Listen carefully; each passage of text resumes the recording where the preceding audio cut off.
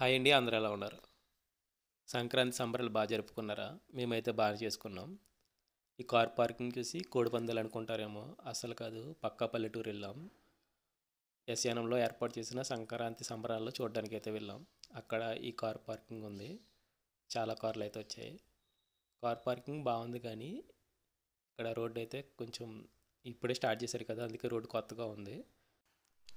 రోడ్డుకి సైడ్ వేసిన బెరమల్లో పెద్ద పెద్ద రాళ్ళు అయితే వేశారు. దానివల్ల కార్లు అయితే పైకి రావడానికి చాలా ఇబ్బంది పడ్డాయి. మా కారు కూడా పైకి అయితే రాలేదు. తర్వాత అలా నడుచుకుంటూ సముద్రం బీచ్కి అయితే వెళ్ళిపోయాం. ఇక్కడ ఒక ఆలివ్ తాంబేలు అయితే చనిపోయేట్టు ఉంది. ఈ తాబేల్ని ఆలివ్ తాంబేలు అంటారో కాదో కామెంట్ చేయండి. నేను కరెక్టో కాదో తెలియదు నాకు. ఆలివ్ తాంబేలు అనుకుంటున్నాను. మీరేమనుకుంటున్నారో గెస్ చేయండి, కామెంట్ చేయండి ఖచ్చితంగా. నాకు తెలిసి కోనసీమలో ఇలా సముద్రం పక్కన సంక్రాంతి సంబరాలు చేయటం ఇదే ఫస్ట్ టైం అనుకుంటా. మీరేమనుకుంటున్నారో చెప్పండి. చాలామంది అయితే వచ్చారు. పక్కనున్న గ్రామాల నుంచి చాలామంది అయితే వచ్చారు. ప్లేస్ అయితే చూడడానికి చాలా బాగుంది. ఇంతమంది ఇప్పుడు నేను చూడలేదు. వైజాగ్ అలాగే కాకినాడ బీచ్లో చూశాను ఇంతమంది జనం. అలాంటిది మా ఎస్యానంలో జరిగింది. కోలాహలంగా ఉంది. సముద్రంలో చిన్నపిల్లల పెద్దవాళ్ళు కూడా గోతులు తీసుకుని గుడ్లు కట్టుకుని చాలా రకాలుగా ఆడుకున్నారు. అదైతే చాలా బాగా అనిపించింది నాకు. నేను కూడా సముద్రంలో దిగుదాం అనుకున్నాను, కానీ బట్టలు అయితే పట్టుకెళ్ళలేదు. సో కాలు మాత్రమే తడుపుకుని ఒడ్డు నుండి ఎంజాయ్ చేసేసాం. ఇక్కడ హెలికాప్టర్ చూడండి ఎలా వెళ్తుందో. ఇక్కడ ఎస్యానంలో ఓఎన్జీసీ రిగ్ అయితే ఉంటుంది. అక్కడికైతే ప్రతిరోజు హెలికాప్టర్ వెళ్తుంది. ఇదైతే చూడాలంటే మాత్రం అమలాపురం నుంచి ఎస్యానం వెళ్తే ఖచ్చితంగా మనం ఈ సైన్ అయితే చూడొచ్చు. హెలికాప్టర్ ల్యాండింగ్ అయ్యి ఉంటుంది ఒక చోట. అది కూడా బాగుంటుంది చూడడానికి. ఈ ప్రోగ్రామ్ని సక్సెస్ఫుల్గా రన్ చేసింది మాత్రం హైదరాబాద్లో ఆనందరావు గారు, ఎమ్మెల్యే గారు. ఆయన అయితే ఈ ప్రోగ్రామ్ని చాలా సక్సెస్ఫుల్గా కంప్లీట్ చేశారు. అసలు ఆయన ఒక సామాన్యుల్లాగా రోడ్డు మీదకి వచ్చి ట్రాఫిక్ అంతా క్లియర్ చేశారు. అది వీడియో అయితే తీయలేకపోయాం. ఎస్యానంని పర్యాటక కేంద్రంగా అభివృద్ధి చేస్తున్నారు. దానికైతే చాలా హ్యాపీ అనమాట. చాలామంది ఇక్కడ ఉన్న వాళ్ళు బీచ్కి అయితే అప్పుడప్పుడు వెళ్తారు, కానీ ఇలాగ పర్యాటక కేంద్రంగా ఉంటే మాత్రం ఖచ్చితంగా వెళ్తారు. దూర ప్రాంతాలు కూడా వచ్చి ఎంజాయ్ చేస్తారు. ఒక పక్కన ప్రోగ్రామ్స్ అయితే జరుగుతున్నాయి. మేము వెళ్ళినప్పటికి మ్యాజిక్ షో జరుగుతుంది. మేము డైరెక్ట్గా ఇంకా బీచ్కి అయితే వెళ్ళాం. సన్సెట్ అవుతుంది. అమలాపురం నుంచి బయలుదేరినప్పుడు 3 గంటలకు బయలుదేరాం. 4 గంటలకు రీచ్ అయ్యాం. వన్ వేలో వెళ్ళాం. కొంచెం ట్రాఫిక్ అయితే ఎక్కువ అనిపించింది. సముద్రం దగ్గర సన్సెట్ చాలా బాగుంది. ఇక్కడికి వచ్చిన చిన్నపిల్లలు చాలామంది గాలిపటాలు ఎగరేస్తూ ఎంజాయ్ చేశారు. ఇలా చూసిన తర్వాత పక్కన ప్రోగ్రామ్ అయితే జరుగుతుంది. అది చూడడానికి అయితే వెళ్ళాం. సన్సెట్ చాలా బాగుంది కదా సముద్రం దగ్గర. ఇదే ఆ ప్రోగ్రామ్. ఇక్కడికి వెళ్ళినప్పటికీ చిన్న పాప డ్యాన్స్ అయితే వేస్తుంది. ఇది కూడా చాలా బాగా చేసింది పాప. దూరం నుంచి అయితే తీశాను. తను ఏ పాటకి డ్యాన్స్ చేస్తుందో కామెంట్ చేయండి. స్టేజ్ మీద జరిగే ప్రోగ్రామ్ చూడడానికి చాలామంది అయితే ఉన్నారు. అలాగే సముద్రం దగ్గర కూడా చాలామంది ఉన్నారు. ఎక్కువ మంది బాగా వచ్చారు. బాగా ఎంజాయ్ చేశారు చాలామంది. ఇటు వచ్చి నాకు ట్రాఫిక్ బాగా ఇబ్బంది అనిపించింది. ఈ లోపల టైం చూసుకుంటే 5 అయిపోయింది. బీచ్ దగ్గర మాత్రం ఒక గంటన్నర ఎంజాయ్ చేసాం అంతే.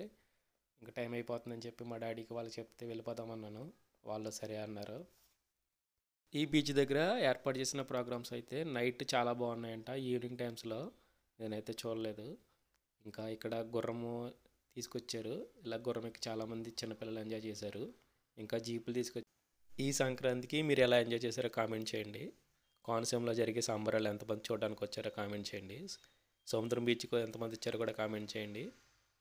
మాకైతే సంక్రాంతి సంబరాలు అంటే ఒక రేంజ్లో జరిగితే ప్రబల తీర్థం కూడా బాగా జరిగింది.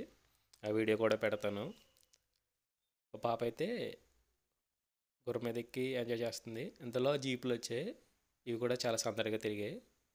ఇంకా 5 అయిపోయింది కదా, మా డాడీ వాళ్ళని అయితే పిలిచేసాను వద్దామని. నేను కారు తీసుకొస్తాను, మీరు వచ్చేయమని. మా డాడీ వాళ్ళు ఉన్నప్పుడు ఇలా మ్యాజిక్ షో అయితే జరిగింది. మేము కార్ పార్కింగ్ కొంచెం మంచిగా ఉన్న ఏరియాలో పార్క్ చేసుకున్నాను. దానివల్ల ఈజీగా రోడ్డు మీదకి అయితే కార్ అయితే వచ్చింది. చాలామందికి కార్ పైకి ఎక్కించడానికి చాలా ఇబ్బంది పడ్డారు. వీడియో స్టార్టింగ్లో చూశారు కదా, రోడ్డు పక్కన సైడ్ బెరములు అనేవి పెద్ద పెద్ద రాళ్ళు వేసేసారు. ఆ రాళ్ళు తీసుకుని చాలామంది కార్ అయితే ఎక్కించుకున్నారు. కొన్ని పెద్ద ఎస్యూలు అయితే అసలు ఎక్కలేదు. దానివల్ల ట్రాక్టర్ తీసుకొచ్చి దాని హెల్ప్తో వాళ్ళు కార్ని అయితే పైకి తీసుకొచ్చారు. ఇంకా మేము ట్రాఫిక్లో అయితే ఎంటర్ అయిపోయాం. ఇది బీచ్ నుంచి దగ్గరగా ఒక 200 మీటర్స్ ఉంటుంది అంతే రోడ్డు. మేమంతా రోడ్డుకి రావడానికి సుమారుగా అరగంట అయితే పట్టేసింది. ఈ ఈవినింగ్ టైంలో ప్రోగ్రామ్స్ బాగుంటాయి కదా, చాలామంది ఆ టైంలో ఎక్కువ మంది వచ్చారు. కార్లు కూడా ఎక్కువ వచ్చాయి అనమాట. మాకు ఆపోజిట్గా ఏ కారు రాలేదు కానీ టైం అయితే బాగా పట్టింది. ఇంకా ఇలాంటి చిన్న చిన్న రోడ్లో తీసుకెళ్ళాం. వచ్చిన దారి అయితే ఒకటి, వెళ్ళిన దారి అయితే ఒకటి. సముద్రం పక్కన ఎక్కువ చేపల చెరువులు, రొయ్యల చెరువులు అయితే ఫార్మింగ్ చేస్తున్నారు.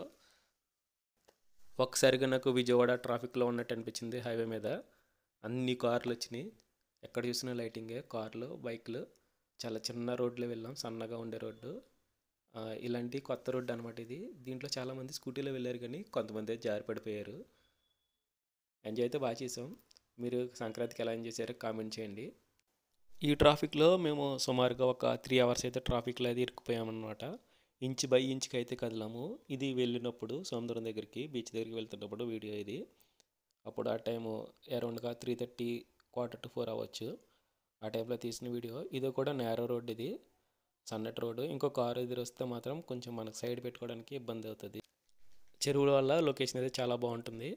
ఇది వరకు పంటలు బాగా పండించేవారు, వరి పండించేవారు. ఇప్పుడైతే చూడడానికి వరి పంటలు ఎక్కడ కనిపించట్లేదు. కుండాటాడి ఎంతమంది డబ్బులు సంపాదించారో కామెంట్ చేయండి.